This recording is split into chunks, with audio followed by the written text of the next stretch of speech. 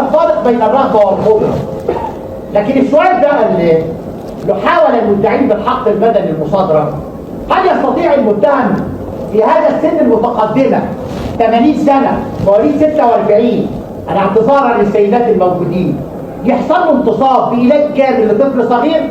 ولو كان الواقع غير كده كان مفترض ان الصغير في اقواله يقول والله حط في منطقه العفه صباعه وجرحه، ما كانش كده.